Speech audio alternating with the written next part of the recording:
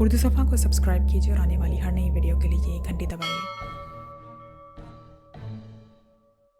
मेरे सवाल के जवाब में जूरा ने बताया, जनाब आप तो अपने ही बंदे हैं। आप जब मेरी हमदर्दी में सोच ही रहे हैं तो मुझ पर भी ये फ़र्ज़ आयद होता है कि मैं अपने और लाडो के बारे में आपको सब कुछ सच सच बता दूं। इतना कहकर वो खामोश हो गया। मैंने महसूस किया वो किसी गहरी सोच में डूब गया था। इस मौके पर मैंने खुद पर इसका एतमाद मजबूत करने की खातिर कहा, चाचा जूरा तुम बेधड़क मुझे सारी बात बता दो, फिक्र ना करो, हमारे दरमियान गुफ्तगू होने वाली किसी तीसरे शख्स के कानों में नहीं पहुंचेगी, ये मेरा तुमसे वादा है। इसके चेहरे पर इत्मीनान की झलक दिखाई दी। वो खंगार कर गला साफ करते हुए बोला, थानेदार साहब मैं आपको पहले ही बता चुका हूं कि मैं गांव गांव घूमकर कपड़ा बेचता था। पूरा दिन अपनी बाईसाइकिल पर कपड़ों के थान लादे गर्दिश में रहता था। मेरा सारा दिन सफर में गुजरता था। एक लम्हे को वह सांस लेने के लिए रुका, फिर अपने बयान को आगे बढ़ाते हुए बोला, तो जनाब बात यह है कि मेरा कारोबार ज्यादातर उधार पर चलता है। लोग एक साल के वादे पर मुझसे कपड़ा खरीदते हैं, कुछ लोग अदायगी में इससे कम या ज्यादा अरसा भी लगा देते हैं। दरअसल इसी तरीके से दोनों को फायदा होता है। गाहक बगैर रकम अदा किए मुझसे कपड़ा खरीद लेता है और फिर आसान किस्तों में थोड़ी थोड़ी करके मुझे रकम वापस कर देता है। मैंने अपने ग्राहकों को ये जो सहूलत दे रखी है, इसके बदले मैं भी उनसे फायदा उठाता हूँ। कारोबार और दुकानदारी में तो ये सब कुछ होता है। मैंने पूछा, तुम अपने ग्राहकों से किस किस्म का फायदा उठाते हुए? वो तामुल करते हुए बोला, जनाब अब आपसे क्या पर्दा। एक लम्हे के तवक्कुफ के बाद उसने इजाफा किया, सच्ची बात यह है कि उधार वाले ग्राहकों को मैं दुगनी कीमत पर कपड़ा फरोख्त करता हूँ। जो कपड़ा 3 रुपये गज़ होता है वो मैं 6 रुपये गज़ फरोख्त करता हूँ। इस तरीके से मुझे ज़्यादा आमदनी होती है और ग्राहक को अदायगी की सहूलत मुयसर आ जाती है। वो कभी रुपया और कभी 8 आने के हिसाब से मुझे रकम लौटा देते हैं। मैंने कहा, हाँ चाचा, कारोबार में तो ये सब चलता है। तुम्हारे तरीक़ाकार से अगर तुम्हारा ग्राहक मुतमईन है तो फिर इसमें एतराज़ की ज़रूरत नहीं बनती।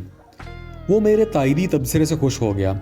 वाज़े रहे जिस ज़माने का ये वाक़या है वो बहुत अच्छा और सस्ता दौर था। आजकल की तरह महंगाई ने आसमान को नहीं छुआ था। अशियाए ज़रूरत हर शख्स की दस्तरस में थी। एक गरीब से गरीब आदमी को भी ज़रूरियात की ज़िंदगी की चीज़ें बआसानी दस्तयाब हो जाती थीं। 3 रुपये गज़ वाले कपड़े को आप कोई मामूली किस्म का कपड़ा तस्वुर ना करें। यही कपड़ा आजकल लगभग 100 रुपये मीटर फरोख्त हो रहा है। चाचा जूरा ने कपड़ा बेचने का जो तरीका वज़ा किया था वो आजकल भी राइज है। आपने देखा तो होगा, आजकल ज़रूरियात की हर चीज़ आसान और महाना एक साथ पर मिल जाती है, मगर उसके लिए असल कीमत से ज़्यादा रकम अदा करनी पड़ती है। चाचा जूरा ने यह बात जारी रखते हुए कहा, थानेदार साहब मैं दीगर गांव की तरह शाहपुर में भी कपड़ा बेचने गया था। शाहपुर का मकीन खैरदीन मेरा मुस्तकिल गाहक था और उसकी तरफ काफ़ी रकम भी जमा हो चुकी थी। मेरे बार बार तकाजे के तौर पर एक दिन इसने मुझे एक पेशकश की। इतना कहकर वो खामोश हो गया। कैसी पेशकश चाचा जूरा? मैंने पूछा। वो बोला, खैरदीन की तरफ मेरे 200 रुपये थे। इसने मुझसे कहा अगर मैं 300 रुपये मजीद इसे दे दूं तो वो अपनी बेटी लाडो की शादी मुझसे कर देगा। यह शादी थी या खरीदो फरोख्त?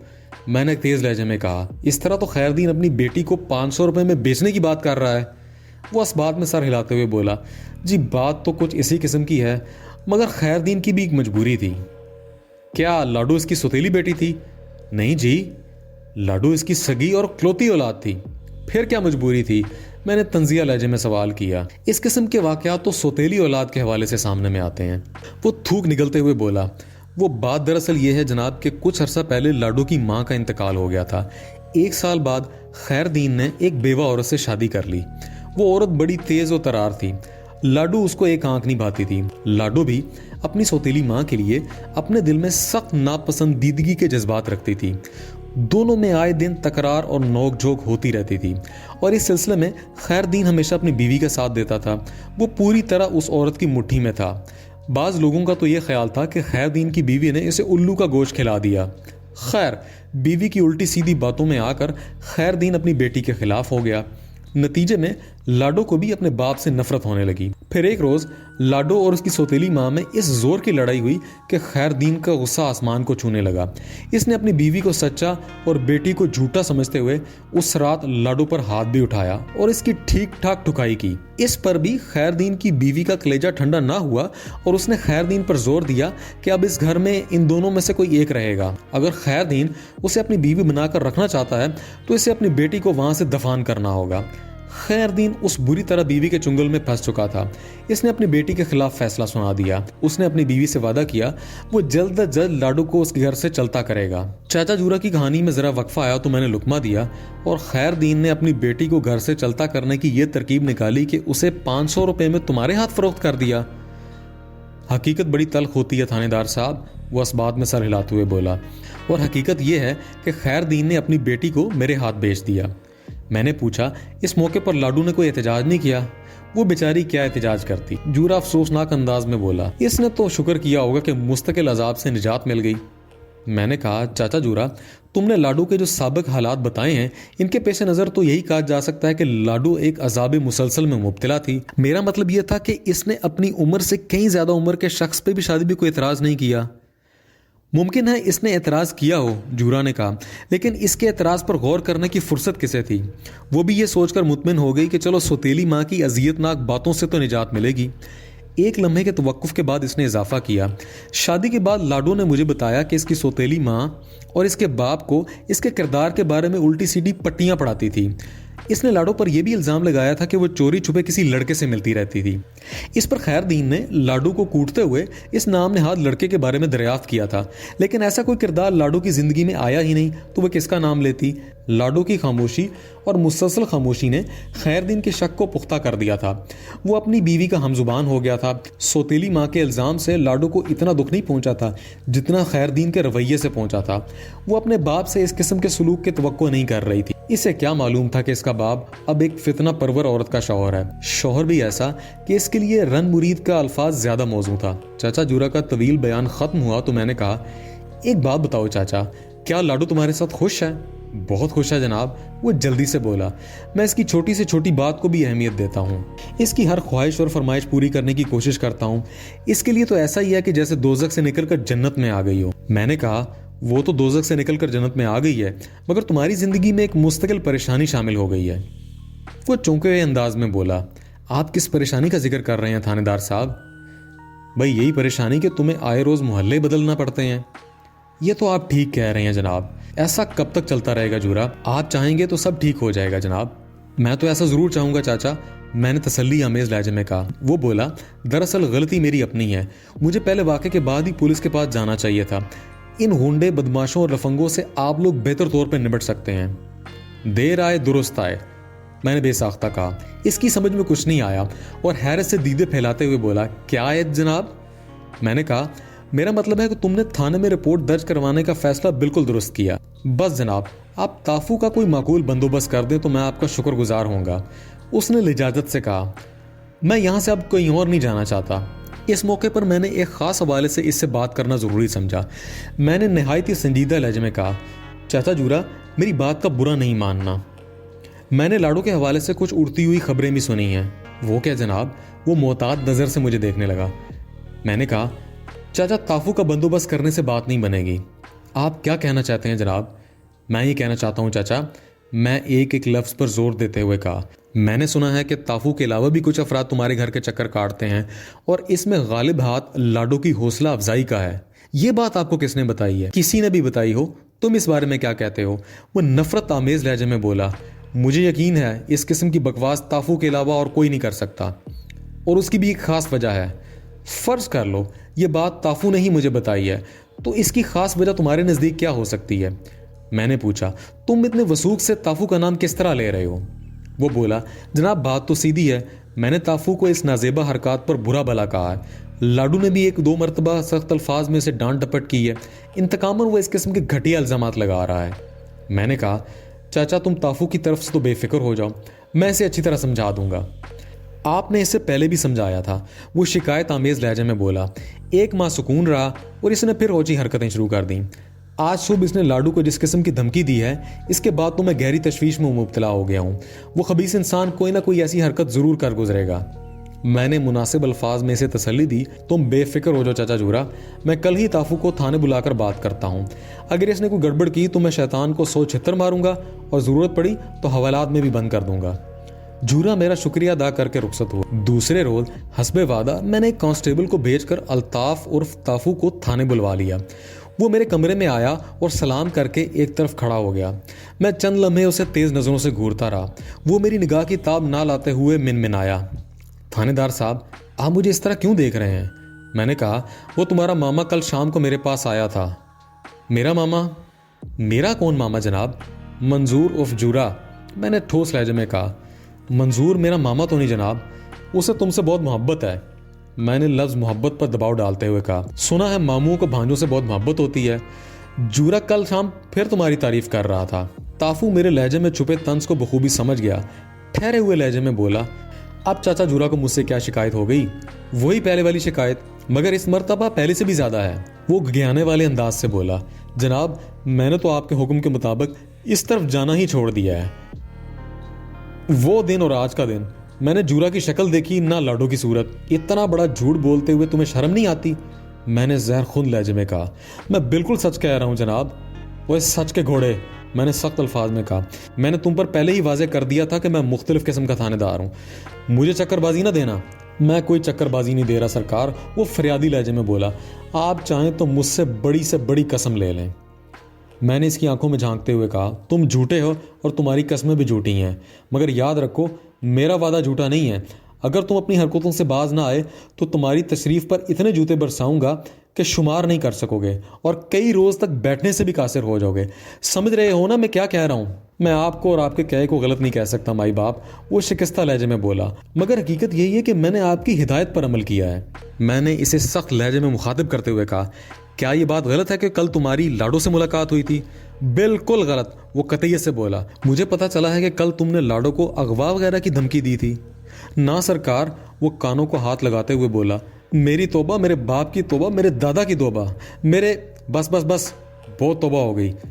میں نے اس کے توبہ کے سلسلے کو قطع کرتے ہوئے کہا، میری معلومات کے مطابق کل صبح لاڈو حکیم کی دکان سے جورا کے لیے دوائی لے کے واپس آ رہی تھی کہ راستے میں تم اس سے ٹکرا گئے۔ پہلے تو تم نے اس سے اس بات پر غصہ کیا کہ جورا نے تھانے میں اس کے خلاف شکایت کن درج کروائی۔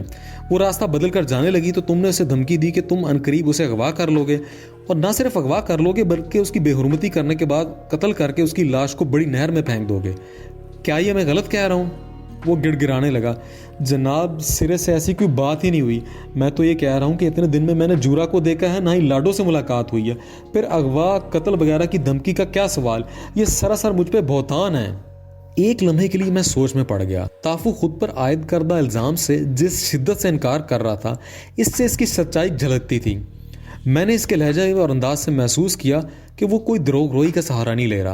اگر تافو کو سچا مان لیا جاتا پھر یہ سوال پیدا ہوتا تھا کہ جورا نے غلط بیانی کیوں کی، اور جورا کے حوالے سے اہم بات یہ بھی تھی کہ تافو نے براہ راست اسے نہیں دھمکایا تھا، بلکہ دھمکی والی بات جورا تک اس کی نوجوان اور خوبصورت بیوی کے توسط سے پہنچی تھی۔ تو کیا اس معاملے میں لاڈو کی کوئی گڑبڑ تھی؟ یہ ایک ایسا سوال تھا جو بہت دور تک سوچنے کی دعوت دیتا تھا۔ میں تافو کی جانب متوجہ ہوا۔ تافو، میں آخری دفعہ پوچھ رہا ہوں، اگر اس سارے معاملے میں تم کو چھپا رہے ہو یا حقیقت کو توڑ موڑ کر پیش کر رہے ہو تو اب بھی بتا دو، میں تمہارے ساتھ نرمی کا رویہ اختیار کروں گا۔ لیکن اگر آگے جا کر مجھے معلوم ہوا کہ تم نے مجھ سے کسی غلط بیانی سے کام لیا ہے تو پھر سوچ لو، تمہیں سیدھا جیل میں بھجوا کر ہی دم لوں گا۔ وہ نہایت ہی سنجیدہ لہجہ اختیار کرتے ہوئے بولا، تھانے دار صاحب، اگر آپ کو میری بات کا یقین نہیں ہے تو آپ ہی بتائیں کہ میں کس طرح آپ کو اپنی بات کا یقین دلاؤں۔ اس کے انداز سے یہ صاف ظاہر ہوتا تھا کہ وہ دروغ گوئی کا سہارا نہیں لے رہا۔ کوئی بھی مردم شناس شخص تافو کی بات سن کر اسی نتیجے پر پہنچتا۔ میں نے ایک حوالے سے اور اسے گھسنا چاہا، فی الحال تم یہ بتاؤ کہ لاڈو کے حوالے سے تم نے جس قسم کی حرکتوں کی بات کی تھی اس میں کتنی صداقت ہے؟ آپ یقین کریں تو میں نے 100% سچ بولا ہے، وہ ٹھہرے ہوئے لہجے میں بولا۔ میں نے رک کر کہا، میں نے اس سلسلے میں چاچا جورا سے پوچھ گچھ کی تھی، وہ تو اس معاملے میں سرے سے انکاری ہے۔ وہ اس بارے میں کیا کہتا ہے؟ اس کا کہنا ہے کہ تم لاڈو کو بدنام کرنے کے لیے اس قسم کی افواہیں پھیلا رہے ہو۔ میں نے اس کے چہرے پر نگاہ جماتے ہوئے کہا۔ وہ عجیب سے لہجے میں بولا، مجھے اس سے کیا فائدہ پہنچ سکتا ہے؟ جورا کے مطابق تم انتقاماً ایسا کر رہے ہو۔ کیسا انتقام؟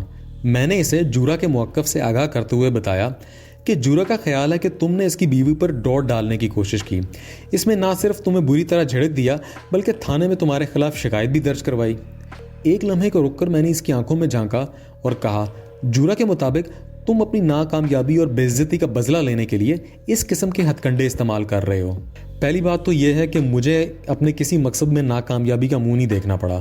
وہ سنجیدگی سے بولا، میں نے لاڈو کی طرف قدم بڑھانے کی کوشش ضرور کی تھی، لیکن آپ کی سرزنش کے بعد میں نے پلٹ کر اس کی طرف نہیں دیکھا تھا۔ اگر آپ نے سختی سے منع نہ کیا ہوتا تو لاڈو کیا چیز تھی، میں کسی نہ کسی طرح اسے اپنے دام میں کر ہی لیتا۔ ایک لمحے کو اس نے وقفہ دے کر اور عجیب سے انداز میں مسکرانے کے بعد بولا، تھانے دار صاحب، لاڈو تو ایک ایسی عورت ہے جو خود دعوت نظارہ دیتی ہے۔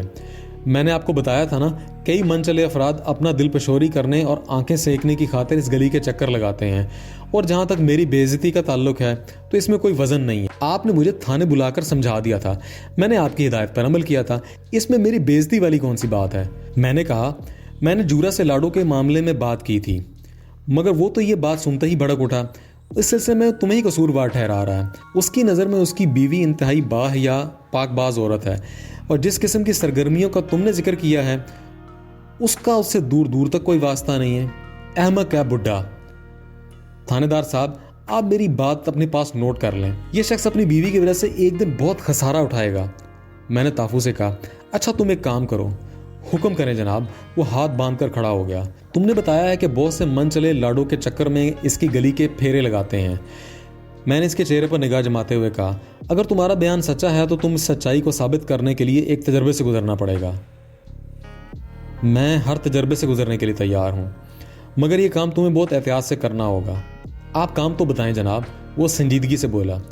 میں آپ کی توقع پر پورا اترنے کی کوشش کروں گا۔ میں نے کہا، مجھے ان افراد کے نام اور پتے چاہیے جو تمہارے دعوے کے مطابق لاڈو کے دیدار اور اس کے کوچے کے مسافر بنے ہوئے ہیں۔ یہ تو بہت ہی آسان کام ہے جناب۔ کیا تم یہ بآسانی کام کر سکتے ہو؟ بالکل جناب، لیکن اس سلسلے میں ایک بات کا خیال رکھنا ہوگا، میں نے رازدارانہ انداز میں کہا۔ کسی طرح بھی لاڈو اور جورا کو کسی قسم کا شک نہیں ہونا چاہیے۔ وہ پہلے ہی دن سے تمہاری طرف سے بدگمان ہیں۔ وہ معنی خیز انداز میں سر کو جنبش کرتے ہوئے بولا، میں آپ کی بات اچھی طرح سمجھ رہا ہوں جناب، آپ بالکل بے فکر ہو جائیں۔ میں ان دونوں کو اس سلسلے میں ذرا سی بھینک بھی نہیں پڑنے دوں گا۔ میں یہ کام اتنی صفائی سے کروں گا کہ سانپ بھی مر جائے گا اور خیر سے لاٹھی بھی سلامت رہے گی۔ انشاءاللہ میں آپ کو کسی قسم کی کوئی شکایت نہیں دوں گا۔ تو پھر ٹھیک ہے بھائی، میں نے اطمینان بھرے انداز سے کہا، تم آج ہی اس سلسلے میں کوشش شروع کر دو۔ وہ جوشیلے لہجے میں بولا، یہ تو ویسے بھی میرے لیے بہت ضروری ہے۔ اگر میں نے یہ ثابت کر دیا کہ جورا کی بیوی لاڈو ہی تانگ جھانک کی عادی ہے تو پھر آپ کو میری بات کا یقین بھی آ جائے گا۔ لیکن ایک بات میری سمجھ میں نہیں آ رہی۔ اس نے بات ختم کرنے کے بعد سوالیہ انداز میں میری طرف دیکھا۔ میں نے استفسار کیا، کون سی بات تافو؟ میں یہ پوچھنا چاہتا ہوں جناب کہ اگر آپ کو ان تمام افراد کے نام پتے مہیا کر دیے جائیں جو لاڈو کے چکر میں ہیں تو پھر آپ اس بات کی تصدیق کس طرح کریں گی جو میں نے کہا تھا وہ درست ہے؟ میں نے کہا، اس سلسلے میں تمہیں فکر مند ہونے کی کوئی ضرورت نہیں۔ تمہیں جتنا کہا جا رہا ہے تم وہ کام کرو اور باقی سب کچھ مجھ پہ چھوڑ دو۔ میرا کام کرنے کا اپنا ایک طریقہ ہے، میں خود ہی جان لوں گا کہ تمہاری بات میں کس حد تک صداقت ہے۔ اچھا جی، جیسے آپ کی مرضی، وہ عجیب سے لہجے میں بولا۔ میں نے کہا، اب تم جا سکتے ہو۔ وہ مجھے سلام کر کے رخصت ہو گیا۔ تھوڑی دیر بعد ASI باقر علی میرے پاس آ گیا۔ اس معاملے کی تمام تر پیش رفت اور جزیات باقر علی کے علم میں تھیں۔ میں نے تافو سے ہونے والی تازہ ترین گفتگو کے بارے میں اسے بتایا تو وہ بھی سوچ میں پڑ گیا۔ میں نے کہا، تمہارے خیال میں کون سچا ہے اور کون جھوٹا؟ میرا اشارہ تافو اور جورا کی طرف تھا۔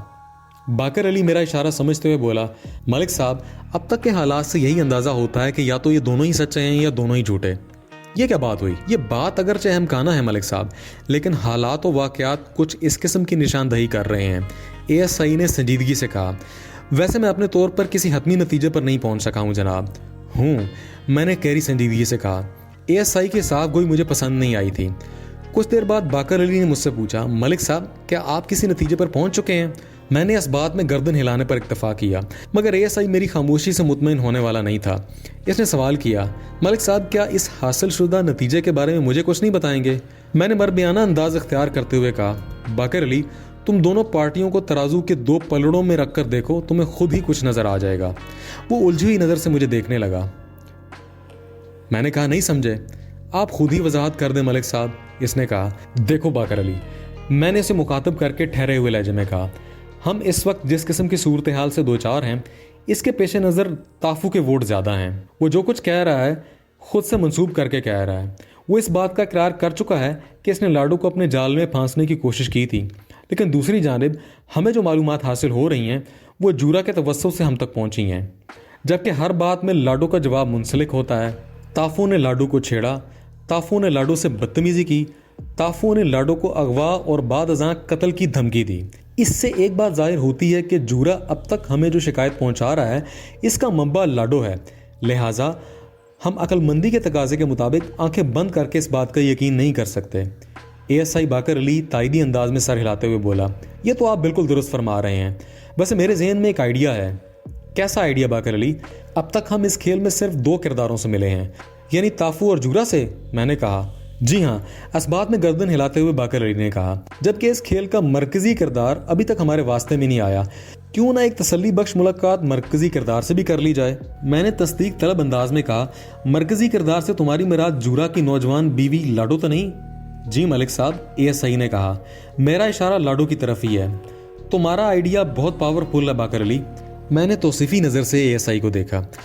تم نے پہلے بتایا تھا کہ لاڈو انتہائی خوبصورت لڑکی ہے، خوبصورتی اکثر فتنے جنم کر دیتی ہے، ممکن ہے لاڈو سے ملاقات کے بعد ہمیں کچھ مفید معلومات حاصل ہو جائیں۔ مجھے کھلے دل سے اس بات کا اعتراف ہے کہ لاڈو سے ملاقات والی بات سب سے پہلے باقر علی کے ذہن میں آئی تھی۔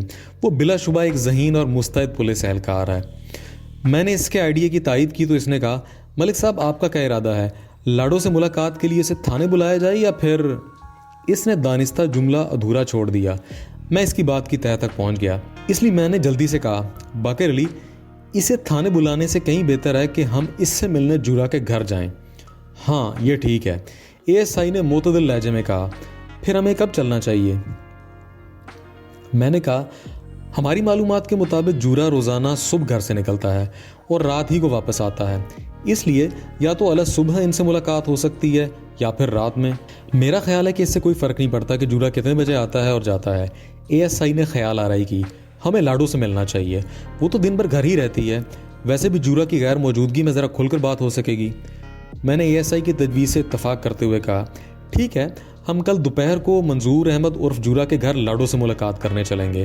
اس وقت ہمارے درمیان میں جب گفتگو ہو رہی تھی تو دن کے 11 بجے تھے۔ اس روز رات کو جب میں اپنے سرکاری کوارٹر میں آرام کر رہا تھا تو میرا ذہن جورا اور لاڈو کے مسئلے میں الجھا ہوا تھا۔ جورا کے بیان کے مطابق شاہ پور کے خیر دین نے اپنی بیٹی لاڈو صرف 500 روپے کے عوض اس کے حوالے کر دی تھی۔ یہ بات ابھی تک میرے حلق سے نہیں اتری تھی۔ لاڈو جیسی حسین اور طرح دار حسینہ، جیسا کہ مجھے بتایا جا رہا تھا اور ASI نے بھی اس بات کی تصدیق کی تھی، ایک کم رو بوڑھے کے ساتھ کیسے خوش رہ سکتی تھی؟ جورا کو تو یہی دعویٰ تھا کہ لاڈو اس کے ساتھ بہت خوش ہے۔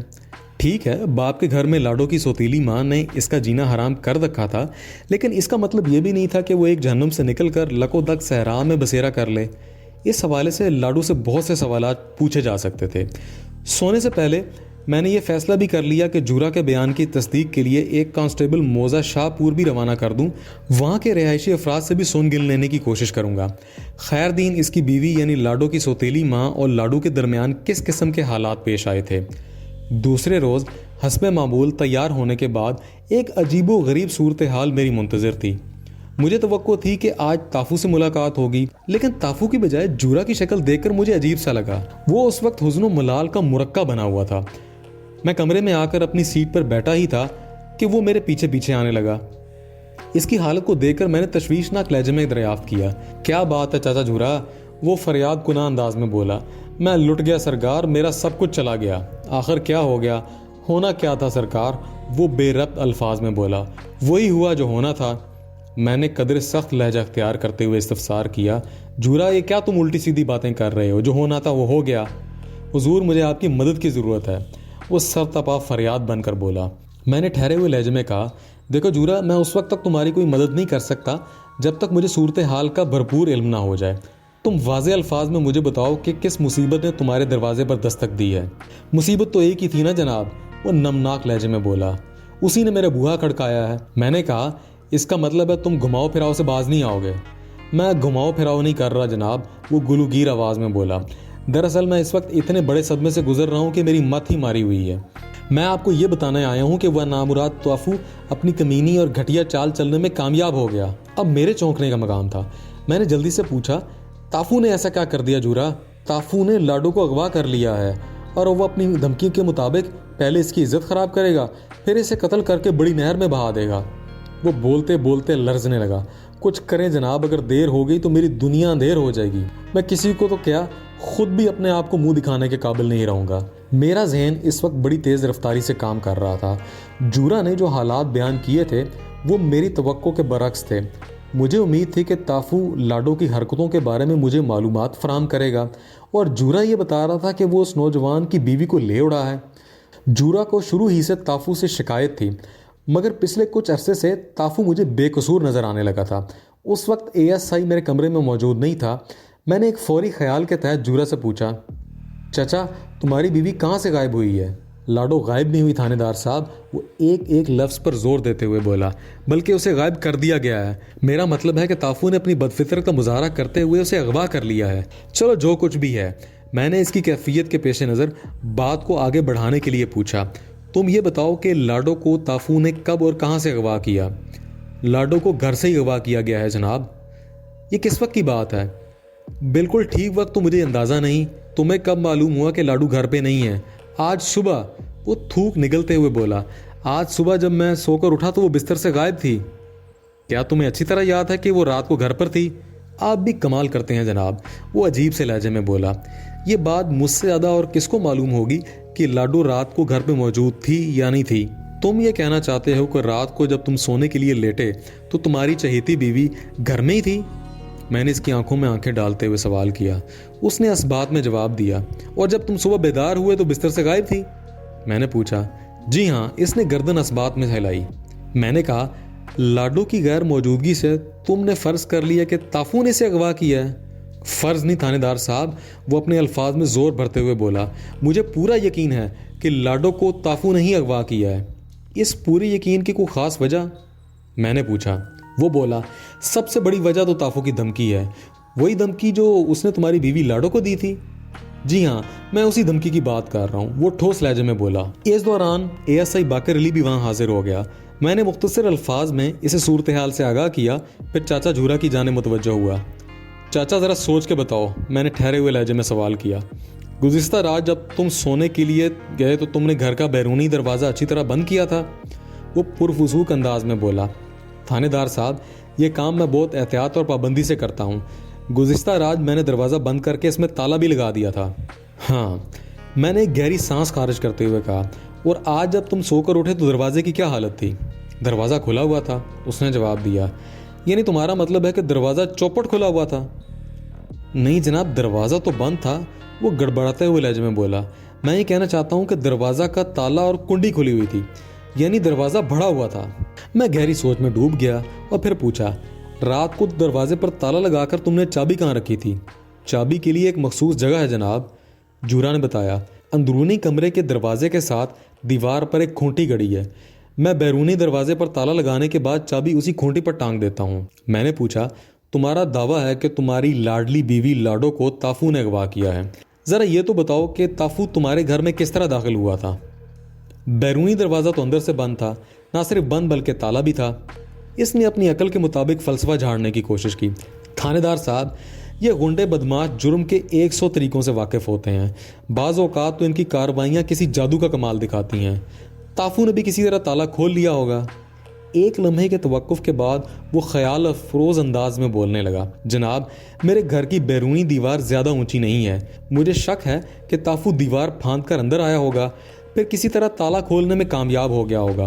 لاڈو کو اس نے کندھے پر ڈال کر دروازہ چھیڑا ہوگا اور پھر لاڈو کے ساتھ رفو چکر ہو گیا ہوگا. ایسا ہوگا ویسا ہوگا, میں نے طنزیہ لہجے میں کہا. چاچا جورا, تم نے خود یہ کہانی گاڑ لی ہے. میں نے کچھ نہیں کیا سرکار, وہ دونوں کانوں کو ہاتھ لگاتے ہوئے بولا. آپ نے جو کچھ پوچھا میں نے اپنے اندازے کے مطابق بتا دیا. ہو سکتا ہے اس سے ذرا مختلف انداز میں واقعہ پیش آیا ہو, مگر ایک بات کا مجھے سول آنے یقین ہے کہ لاڈو کو اغوا کرنے والا تافو کے سوا اور کوئی نہیں ہو سکتا. میں نے پوچھا, جب لاڈو کو اغوا کیا جا رہا تھا تو تم اس وقت سو رہے تھے؟ لاڈو نے اپنے اغوا کے خلاف کچھ نہ کچھ مزاحمت تو کی ہوگی, کیا اس کے بعد بھی تمہاری آنکھ نہیں کھل سکی؟ جناب, ایک دو وجوہات ہو سکتی ہیں, وہ ایک لفظ پر زور دیتے ہوئے بولا. پہلی بات تو یہ ہے کہ میں بہت گہری نیند سونے کا عادی ہوں. دوسری بات یہ ہے کہ تافو نے یقیناً لاڈو کو کوئی رومال وغیرہ سنگھا کر پہلے بے ہوش کیا ہوگا. چنانچہ اسے مزاحمت کا موقع نہ مل سکے اور تافو بآسانی اپنے مقصد میں کامیاب ہو گیا۔ ایک لمحے کے توقف سے اس نے اپنی معلومات کا خزانہ بہاتے ہوئے بتایا، میں نے سن رکھا ہے کہ تافو جیسے بدماش کے پاس ایک رومال ضرور ہوتا ہے جس پر بے ہوشی کی دوا لگی ہوتی ہے۔ میں نے کہا، چاچا اگر تم نے ایسا سن رکھا ہے تو یقیناً سن رکھا ہوگا، مگر تم میری ایک بات کان کھول کر سن لو۔ میں نے ڈرامائی انداز میں جملہ ادھورا چھوڑ دیا۔ وہ اضطراری انداز میں بولا، وہ کیا جناب؟ میں نے سنسناتے ہوئے لہجے میں کہا، چاچا جورا، نوجوان بیویوں کے بوڑھے شوہروں کو گہری نیند سونے کی عادت نہیں ڈالنا چاہیے۔ میری بات شاید اس کی سمجھ میں نہیں آ سکی تھی۔ وہ الجھی ہوئی نظر سے مجھے دیکھنے لگا۔ میں نے ذرا مختلف قسم کا سوال کیا، کیا تم دونوں میاں بیوی اندرونی کمرے میں سوتے تھے؟ اس نے اس بات میں گردن ہلاتے ہوئے جواب دیا، جی سرکار۔ میں نے پوچھا، کیا گزشتہ رات اندرونی کمرے کا دروازہ کھلا ہوا تھا؟ اندرونی کمرے کا دروازہ تو ہم کھلا ہی رکھتے ہیں، جورا نے بتایا۔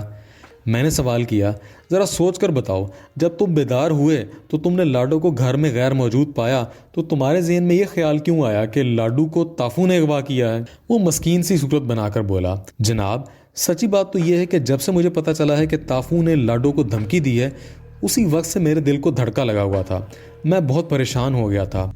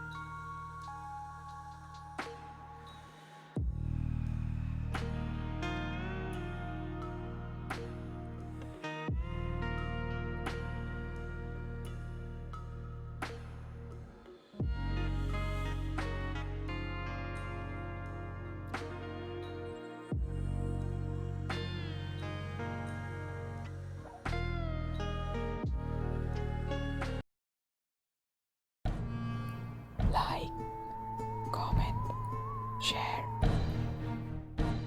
press the bell icon.